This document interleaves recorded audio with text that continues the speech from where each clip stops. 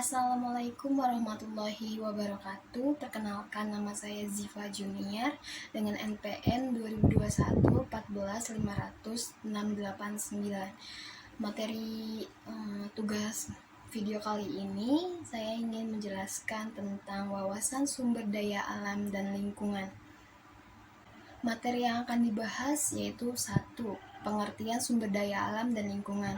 Kedua, macam-macam sumber daya alam serta perbedaannya. Ketiga, konsep-konsep pengelolaan sumber daya alam. Dan keempat, usaha pelestarian sumber daya alam dan lingkungan. Apa yang dimaksud dengan sumber daya alam dan lingkungan? Pengertiannya, yang pertama, sumber daya alam adalah segala sesuatu yang berasal dari alam yang dapat digunakan untuk memenuhi kebutuhan hidup manusia. Contohnya, air, minyak, bumi, dan batu bara. Sedangkan lingkungan adalah segala sesuatu yang ada di sekitar manusia dan berhubungan secara timbal balik serta saling mempengaruhi satu sama lain. Lingkungan hidup terdiri dari beberapa komponen lingkungan yang mencakup semua makhluk hidup yang bisa disebut dengan biotik dan juga benda-benda mati yang ada di muka bumi yang bisa disebut dengan abiotik. Macam-macam sumber daya alam. Sumber daya alam pengertiannya sama seperti yang tadi, yaitu suatu kekayaan berupa benda mati maupun benda hidup yang berada di bumi dan dapat dimanfaatkan untuk memenuhi kebutuhan manusia. Sumber daya alam dapat dibedakan berdasarkan sumbernya, persebaran, tujuan, cara pengolahan dan pemanfaatan, sifat, potensi, jenis, bentuknya, dan nilai-nilai ekonomis atau nilai kegunaannya. Di video ini saya ingin menjelaskan hanya 5 kategori perbedaan macam-macam sumber daya alam ya. Yang pertama, yaitu berdasarkan sumbernya. Sumber daya alam dibedakan menjadi 2 jenis, yaitu sumber daya alam biotik atau sumber daya alam abiotik. Yang termasuk sumber daya alam biotik yaitu hewan liar, hewan peliharaan, hewan hutan dan tumbuhan, atau bisa disingkat dengan flora dan fauna. B. Sumber daya alam abiotik. Yang termasuk abiotik adalah makhluk hidup merupakan sumber daya alam yang bukan dari makhluk hidup, misalnya minyak bumi, timah, besi, dan kuarsa. Dan kategori kedua adalah berdasarkan persebarannya, yaitu sumber daya alam yang terdapat di mana-mana. Dan kedua, sumber daya alam yang hanya ditemukan di daerah tertentu. Sumber daya alam yang terdapat di mana-mana yaitu sinar matahari, air, udara, areal pertanian, dan hutan. Sinar matahari dan air atau udara itu kan juga seperti kayak misalnya contohnya kayak di Papua ada sinar matahari, air maupun udara, di Jakarta pastinya juga ada gitu. Dan kedua, sumber daya alam yang ditemukan di daerah tertentu itu seperti tambang batu bara dan tambang emas yang hanya kecil kemungkinannya ada di seluruh daerah ya gitu. Kategori ketiga yaitu berdasarkan tujuannya atau sumber tujuannya, yaitu ada 3 jenis. Yang pertama, sumber daya alam bahan industrial adalah sumber daya alam yang umumnya digunakan sebagai bahan dasar atau bahan baku industri, misalnya tanah liat, belerang, dan lain-lain. Kedua, sumber daya alam bahan pangan adalah sumber daya alam yang digunakan sebagai bahan pangan baik langsung maupun melalui pengolahan terlebih dahulu, misalnya padi, jagung, dan kedelai. Seperti industri tahu Sumedang itu berdasarkan dari kedelai kan, sumber daya alam kedelai. Yang ketiga, sumber daya alam bahan sandang, yaitu sumber daya alam yang dapat digunakan sebagai bahan baku pembuatan sandang, misalnya sutra dan kapas yang bisa dibuat baju atau kain seperti itu. Kategori keempat yaitu berdasarkan cara pengelolaan dan pemanfaatannya. Ada yang pertama, renewable natural resource atau sumber daya alam yang dapat diperbarui. Sumber daya alam ini dapat terus diusahakan keberadaannya atau dapat dilestarikan. Contohnya, karet menjadi bahan baku kapas sebagai bahan baku tekstil, tembakau sebagai bahan baku rokok atau obat, dan kopi sebagai bahan baku minuman. B.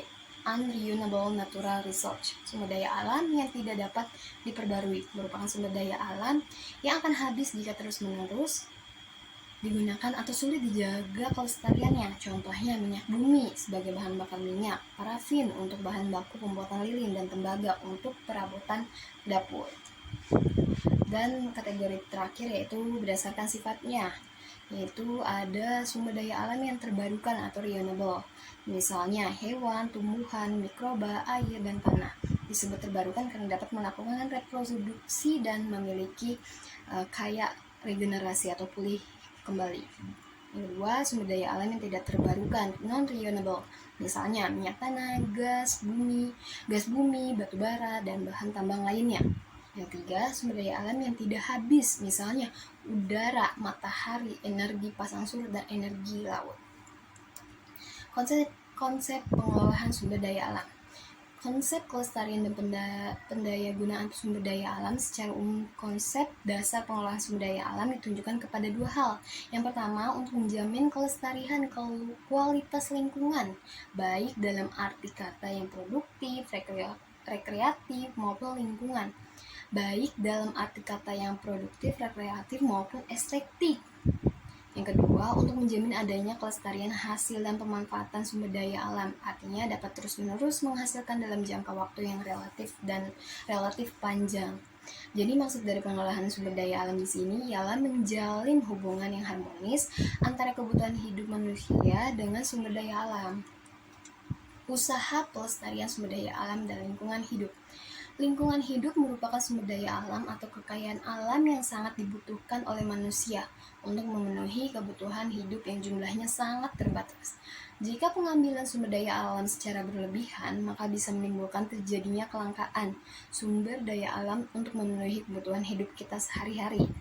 Apabila sumber daya alam yang tidak dapat diperbarui habis begitu saja, maka manusia harus menunggu selama jutaan tahun lamanya untuk mendapatkannya kembali, sehingga manusia baru bisa menikmatinya kembali setelah menunggu begitu lama. Upaya pemerintah Indonesia untuk melestarikan lingkungan hidup mendapatkan dukungan dan tanggapan dari masyarakat luas dengan melakukan upaya-upaya pelestarian sumber daya alam dan lingkungan sebagai berikut. Yang pertama, pelestarian udara. Kedua, pelestarian hutan. Ketiga, pelestarian laut dan pantai. Dan keempat, pelestarian flora dan fauna. Pelestarian udara. Udara atau lapisan atmosfer di bumi merupakan benda gas yang sangat bermanfaat dalam melindungi bumi dari benda-benda yang ada di luar angkasa. Dan udara juga bermanfaatkan untuk bernapas, pengaturan iklim dan cuaca, sistem penerbangan, pelayaran, serta pembuahan pada tanaman. Upaya untuk melestarikan udaranya adalah 1. Mengembangkan penghijauan. 2. Mencegah kebakaran hutan dan sistem ladang yang dapat menimbulkan kabut asap. Ketiga, mewajibkan cerobong asap yang tinggi dengan filter penyaringan di setiap pabrik. Dan keempat, menghentikan pengoperasian kendaraan bermotor dengan sistem buang gas atau asap yang ambang batas. Yang kedua, pelestarian hutan. Hutan tropis secara internasional sering disebut sebagai paru-paru dunia karena sifatnya yang menyerap panas dan memproduksi oksigen yang sangat bermanfaat bagi kehidupan manusia. Upaya melestarikan hutan yaitu melakukan reboisasi, mempertahankan hutan lindung dan suaka marga satwa, dan mengembangkan hutan dan menanam kembali.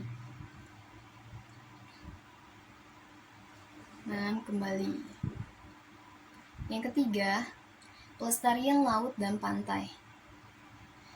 Indonesia merupakan negara kepulauan yang dikelilingi oleh selat dan lautan serta memiliki garis pantai terpanjang di dunia. Upaya untuk melestarikan laut dan pantai. Yang pertama, melarang pembuangan limbah ke laut. Kedua, membudidayakan tanaman bakau di tepi pantai. Dan ketiga, melarang bahan peledak dalam penangkapan ikan. 4. Pelestarian flora dan fauna. Tumbuh-tumbuhan di Indonesia sangat beraneka ragam jenisnya dan memiliki ciri khas sebagai tumbuh-tumbuhan dan hewan tropis yang belum tentu dimiliki oleh negara lain. Upaya untuk melestarikan flora dan fauna adalah 1. Mempertahankan cagar alam untuk melindungi berbagai jenis tanaman langka. Kedua, mempertahankan suaka marga satwa untuk melindungi berbagai macam jenis hewan langka. Ketiga, membudidayakan bersikap menyayangi hewan dan tanaman langka kepada masyarakat. Dan keempat, melarang pemburuan satwa langka yang dilindungi oleh undang-undang dan memberikan sanksi pidana kepada pemburu yang melanggar. Usaha pelestarian tersebut sudah seharusnya menjadi tanggung jawab manusia untuk menjaga dan merawat lingkungan alam dengan sebaik mungkin agar sumber daya alam yang ada di muka bumi ini tidak akan habis.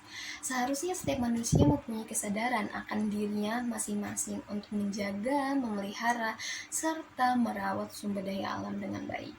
Dan usaha untuk melestarikan sumber daya alam harus seimbang antara pemerintah dengan masyarakat luas agar sumber daya alam ini bisa tetap terjaga dengan baik.